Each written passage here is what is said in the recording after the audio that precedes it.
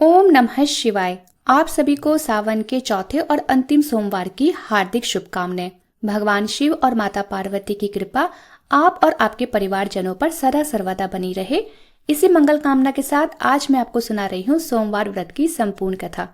सोमवार व्रत की पौराणिक कथा के अनुसार प्राचीन समय की बात है। किसी गांव में एक साहूकार रहा करता था। साहूकार बहुत धनी था। उसके पास अथाह धन दौलत थी, लेकिन उसकी कोई संतान नहीं थी, जिस कारण वे बेहद दुखी रहा करता था। साहूकार भगवान शिव को प्रसन्न करने के लिए हर सोमवार को व्रत रखा करता था और व्रत के दौरान वह विधि पूर्वक भगवान शिव और देवी पार्वती की पूजा और शाम को प्रदोष काल के समय शिवलिंग पर दीपक भी जलाता था। साहूकार की भक्ति और पूजा अर्चना को देखकर एक दिन माता पार्वती ने भगवान शिव से कहा कि हे प्रभु, ये साहूकार तो आपका परम भक्त है, हर सोमवार को विधि विधान से आपकी पूजा करता है। मुझे लगता है कि आपको उसकी मनोकामना अवश्य ही पूर्ण करनी चाहिए। तब भगवान शिव ने देवी पार्वती की बात सुनकर कहा कि हे गौरी, ये संसार एक कर्म क्षेत्र है। जैसे एक किसान अपने खेत में बीज बोता है तो कुछ समय बाद उसे पेड़ मिलता है, ठीक उसी प्रकार इस संसार में आदमी जैसा भी कर्म करता है तो उसे उसका फल भी वैसा ही मिलता है।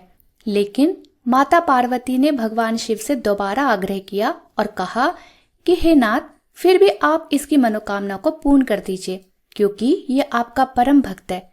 और अगर आप ही अपने भक्तों की इच्छा को पूर्ण नहीं करेंगे तो फिर भला भक्त आपकी पूजा आराधना क्यों करेंगे। माता पार्वती के इतना आग्रह करने पर भगवान शिव ने कहा, देवी, ये धनवान साहूकार है और इसका कोई भी पुत्र नहीं है, इसलिए ये सदैव चिंतित रहता है। हालांकि इसके भाग्य में किसी संतान का योग नहीं है, परंतु आपके आग्रह करने पर मैं इसको पुत्र प्राप्ति का वरदान देता हूँ। लेकिन इसका पुत्र केवल 12 साल तक ही जीवित रहेगा।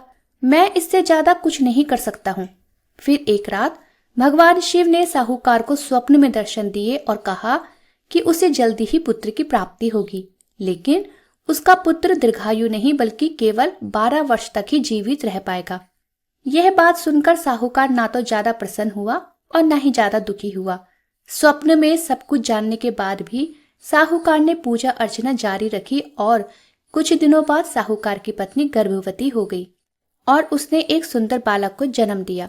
बालक के जन्म से घर पर हर्षोल्लास का माहौल था, लेकिन साहूकार खुश नहीं था, क्योंकि उसे पता था कि उसके बालक का जीवन केवल 12 वर्ष तक का ही है और उसने किसी को भी ये बात नहीं बताई थी। जब वह बालक 11 वर्ष का हुआ तो साहूकार की पत्नी ने बालक के विवाह की बात साहूकार से कही, लेकिन साहूकार ने इस बात से इनकार कर दिया और उसे शिक्षा के लिए काशी भेज दिया। साहूकार ने बालक के मामा को बुलाया और धन देकर उन्हें बालक के साथ काशी जाने का आदेश दिया। साहूकार ने मामा भांजे से कहा कि वह काशी जाते समय रास्ते में यज्ञ कराते हुए और ब्राह्मणों को भोजन कराकर दक्षिणा देते हुए ही जाए। दोनों मामा भांजे ने ऐसा ही किया। काशी जाते समय जिस रास्ते से मामा भांजे गुजर रहे थे, उसका राजा अपनी पुत्री का विवाह एक ऐसे राजकुमार से करवा रहा था जो काना था। उधर दूल्हे का पिता इस बात से चिंतित था कि अगर दुल्हन पक्ष को पुत्र के काना होने की बात पता चली तो राजकुमारी विवाह से मना कर देगी।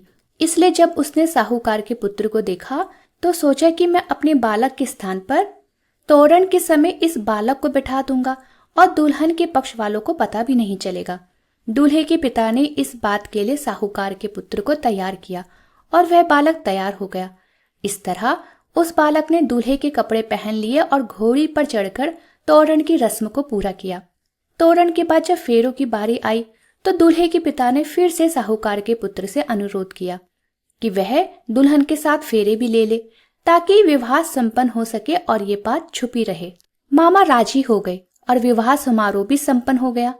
विवाह संपन्न होने के बाद मामा भांजा काशी के लिए प्रस्थान कर गए, परंतु साहूकार के पुत्र ने दुल्हन के कपड़ों में लिख दिया कि तुम्हारा विवाह तो मुझसे हुआ है, लेकिन तुम जिसके साथ विदा की जाओगी वह एक आंख वाला आदमी है और मैं काशी शिक्षा ग्रहण करने जा रहा हूँ।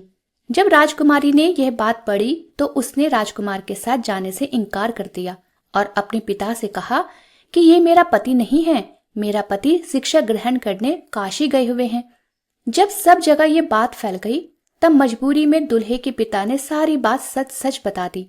दुल्हन के पिता ने फिर बेटी को भेजने से इनकार कर दिया। इधर मामा भांजे दोनों काशी पहुंच गए और बालक शिक्षा ग्रहण करने लगा। तब मामा ने यज्ञ करना शुरू कर दिया। जब साहूकार का पुत्र 12 वर्ष का हुआ, उस दिन भी यज्ञ का आयोजन किया गया।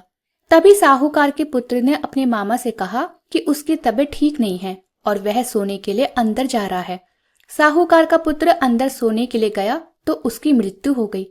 थोड़ी देर के बाद जब मामा अंदर पहुंचे तो उन्होंने बालक को मृत अवस्था में देखा और बहुत दुखी हुए, परंतु वो रो नहीं सकते थे वरना उनका यज्ञ अधूरा रह जाता।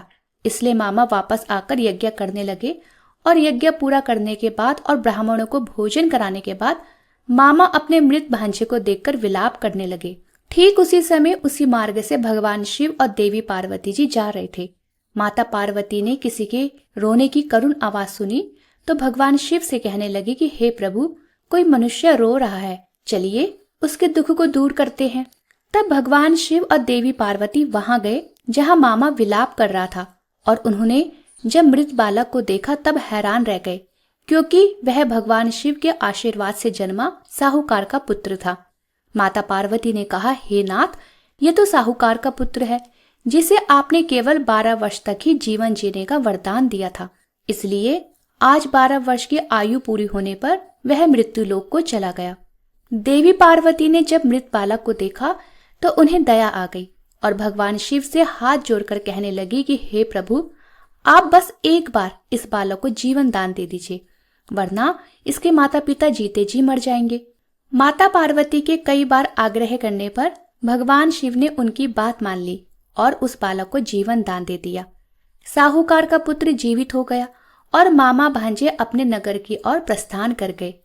रास्ते में साहूकार का पुत्र उसी नगर से गुजरा जहां उसका विवाह हुआ था।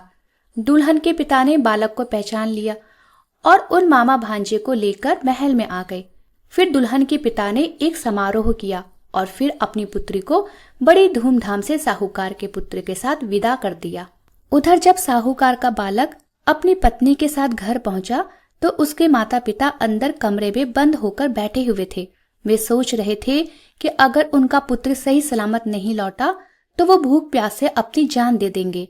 तभी बालक के मामा ने कमरे के बाहर आकर उन्हें बताया कि उनका पुत्र जीवित और विवाह करके वापस आ गया है। साहूकार ने बालक को जीवित देखा तो खुशी से उसका स्वागत किया और साहूकार का परिवार इस प्रकार खुशी खुशी जीवन बिताने लगा।